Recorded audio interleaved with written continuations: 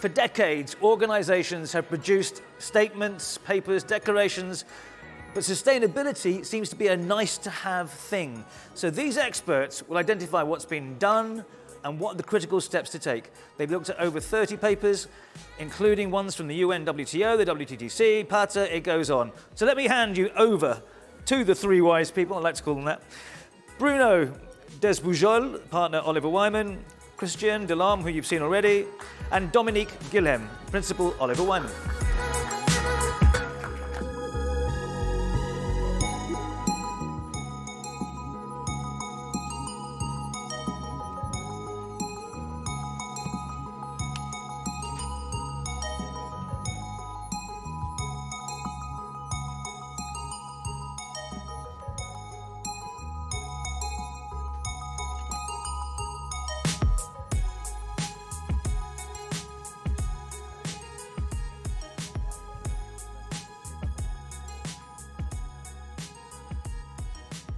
Yes, we have, a very important session because, you know, we are talking about moving on, but we must to know how and how and what are the figures, from where we are starting. So we decided with Oliver Wyman, our close partner, and very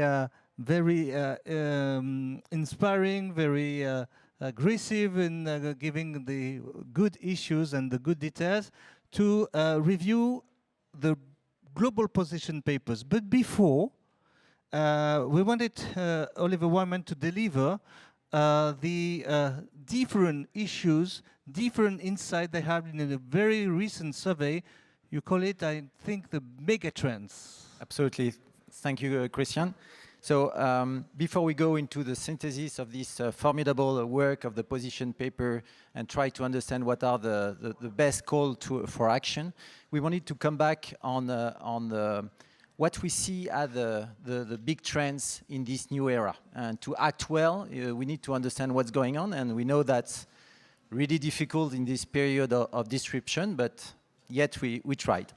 So you remember that if you look back 10 years ago, would you have telling someone that you will wear a mask all day long, you'll make your vacation picture public for the world to know, living in a stranger apartment? Maybe you, but not me personally. So the question is, what's next? What's next for 2030? So will nature tourism will be the top of mind. All vacation will be net zero carbon. China #1 destination. We don't care where we go because we will all have a universal translator, and so on and so on. So we know that the future sometimes is difficult to capture. And at Oliver Wyman, as we follow this wonderful industry for a long time, we have listed and we follow all these mega trends. Don't worry, I will spare you to go down this long list of trends. But what is striking is over the last 2 years, some of them clearly accelerated and some others clearly decelerated. And this is very interesting. And so today we won't go into the detail, and you will have all the material on the website. But we wanted to just highlight 4 of them, which we think are the best food for thought to think about action in the next years. And the 4 of them are business travel reset, experiential revolution, nature tourism boost, and let's say new digital enhanced experience.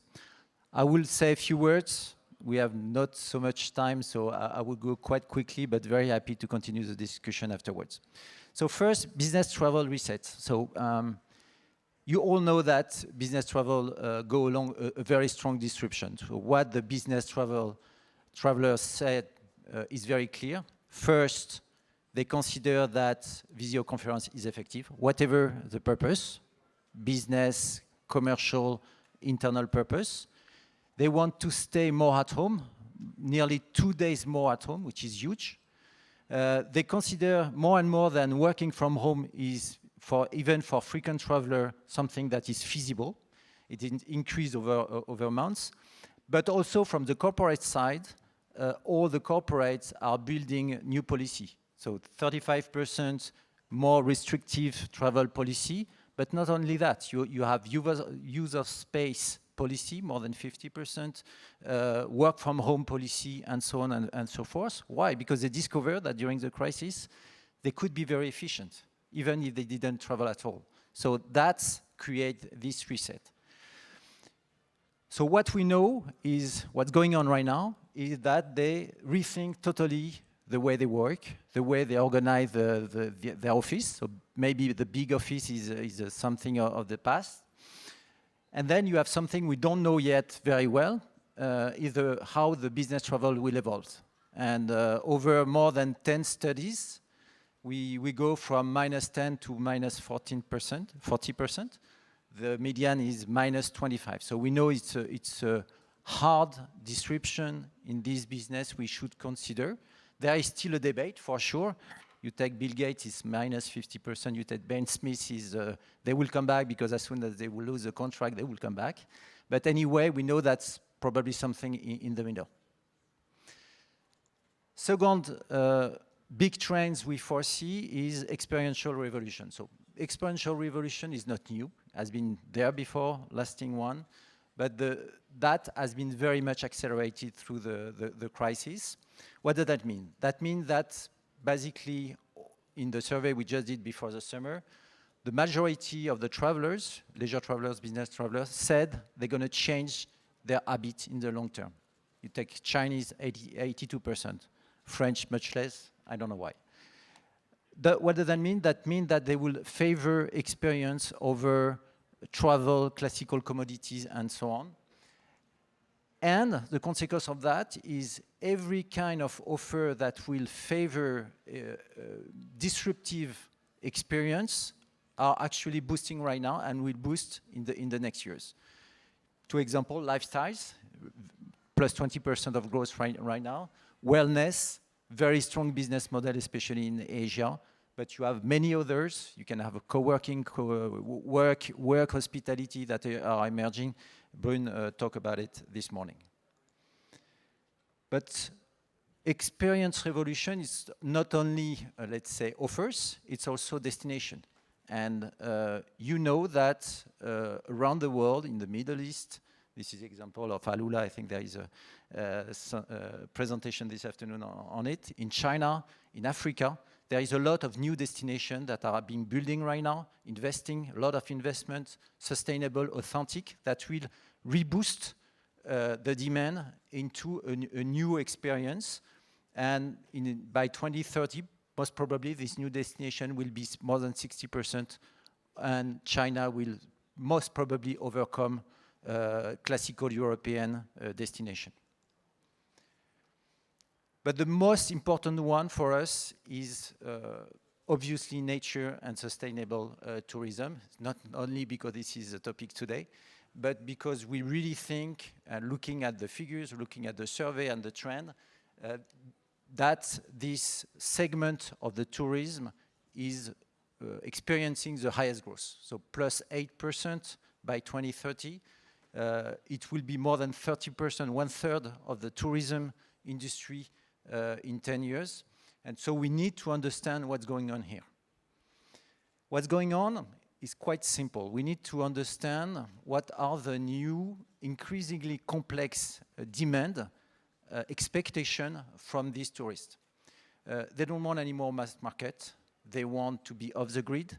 They want to be connected with their friends and family, with local community, but they want to be disconnected from the rest.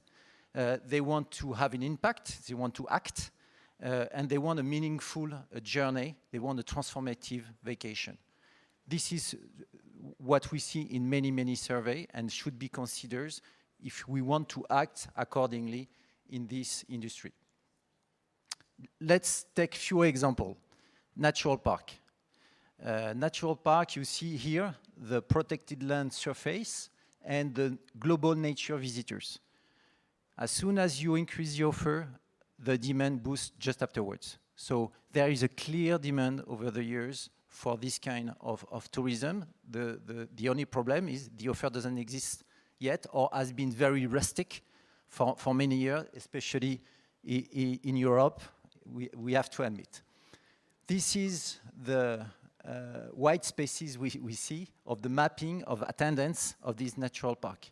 Remember that the natural park in the US were created by Roosevelt during the New Deal. We are in a period of New Deal. These are the most successful national park because they are global national park, international destination. You go there for 2 weeks. This is a clear purpose. China is building a lot of them. Africa, Middle East also building. Europe is still very domestic, not a lot of actually efficient offer and should be probably reinvented. A lot of professionals showing the way in many ways. This is an example of local communities between local workers, local sourcing, gender diversity. You find volunteering programs, local training programs. You have many initiatives popping up. The question is how you accelerate this trend that will support nature tourism and sustainable tourism in the future.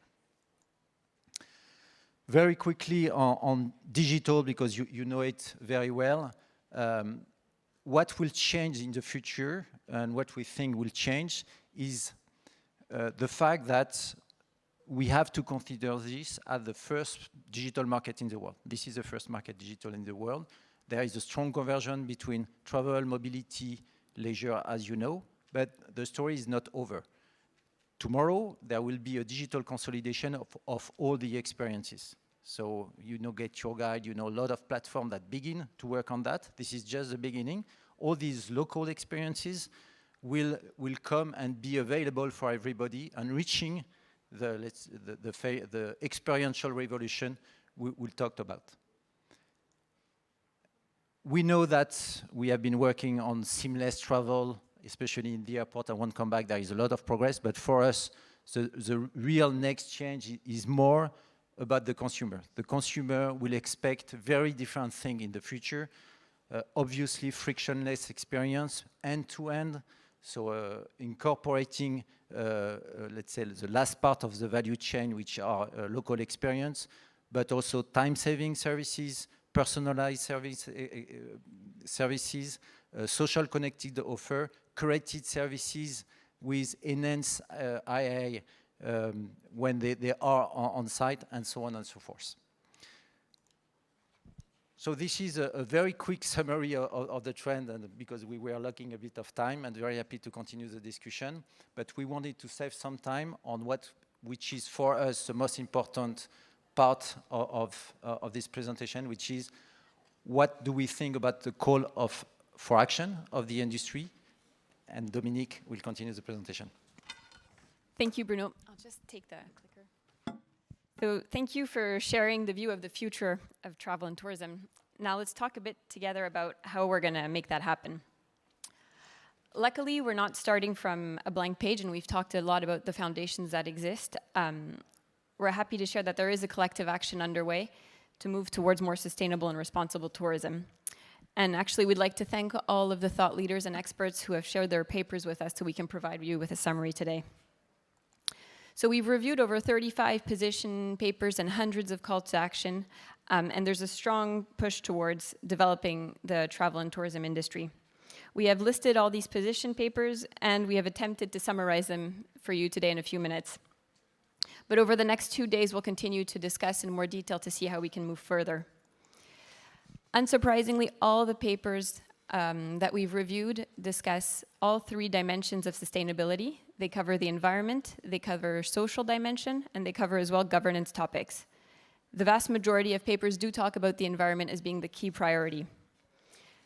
Looking at these 3 dimensions in a little bit more detail, we put aside the COVID impact to focus on the real sustainable and responsible tourism actions.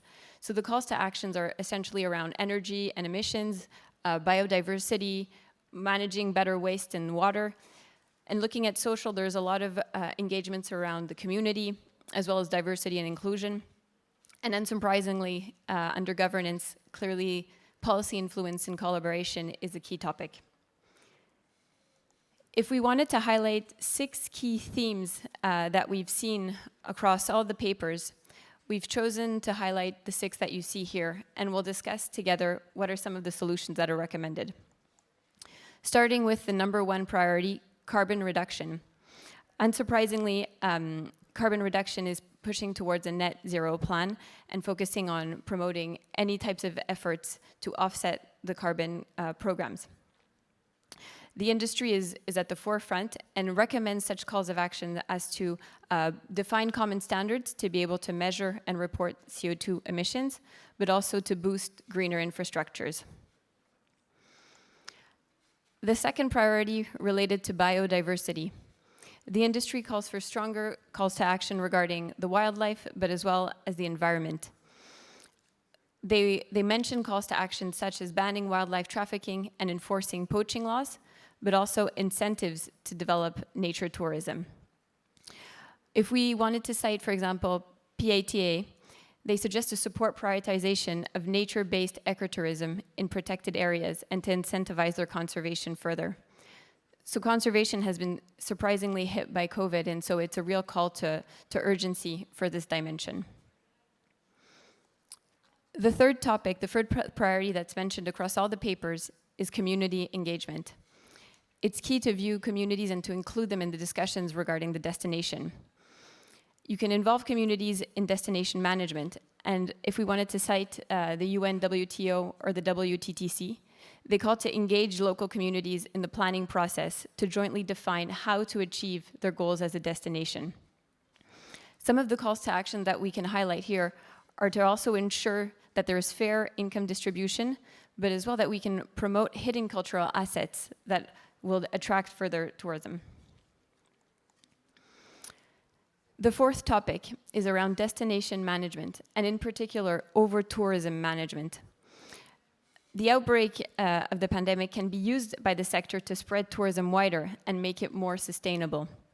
Ensuring the destination has the right infrastructure and is ready to attract alternative experiences would support over-tourism management. Another call to action is also to develop offers or promote the whole territory. The fifth topic, which is probably mentioned as the key word of our forum together today, is collaboration. And without, if I wanted to cite the future of tourism, without equal participation from the private and public sectors, difficulties can arise. And so it is key to ensure that we collaborate together. So either through dedicating public budget lines or facilitating access to funding programs for SMEs, it is a key topic and priority. And last but not least, digital acceleration. The use of technology is widely seen as a potential driver for the industry to overcome the current crisis, but it can also provide long-term impacts to improving the traveler experience. And some of the call to actions are to establish international standards or to establish a task force to further review these initiatives. So this is just a brief summary of some of the actions that we've spotted in the papers, but over the next couple of days, we hope to take this further and gain even more traction in sustainable tourism. Thank you. Thank you, Dominique. Thank you, Bruno. We have the big picture now. We thought it was just like this, but the figures are impressive and it's moving more rapidly than we thought, in fact. We are taking action now with the figures we had 2 years ago. And now we need to take action with what is going on right now. And, well, this is almost a revolution. There's a revolution of the mind. And what of the concern, of course, and you show it, it's very impressive, is the trump down of the business travel. And we know that in the industry, the business travel is key for revenue for the big companies, airlines, hotels, car rentals. And without the business travel, won't they afford to provide good prices for leisure travel? That's a question.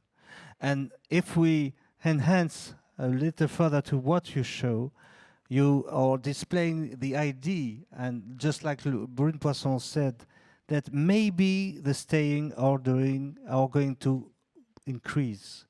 And the number of trips are going to decrease or not to increase so much. So we have to think about what we can deliver. And what you show as well is that the customer, the tourists, are going to be more artists to do everything by themselves.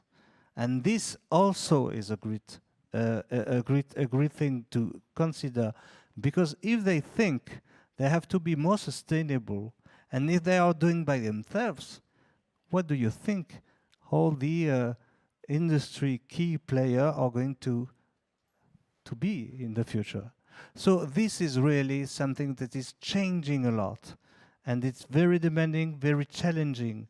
And I think, having some taste of what is going on in this afternoon and tomorrow morning, that these figures are going to have some words that can prove and make evidence that are true. Thank you all.